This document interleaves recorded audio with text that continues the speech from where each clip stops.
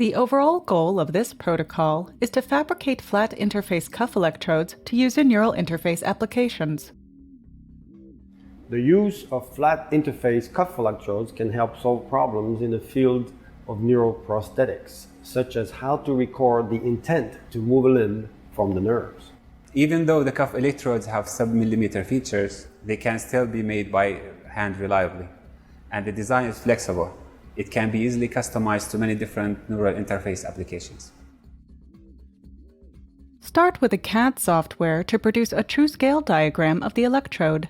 This diagram will determine the dimensions of the electrode and the placement sites of the various electrode components. Similarly, create an additional CAD file of the contacts and electrode components in order for them to be produced using laser cutting machinery.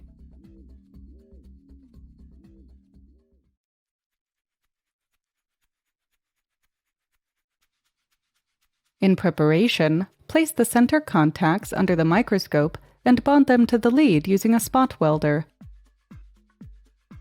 Hold down the contact to make an initial bend at an approximately 45-degree angle, and then fold it around the contact's frame. Alternate the contact leads on each side of the array frame.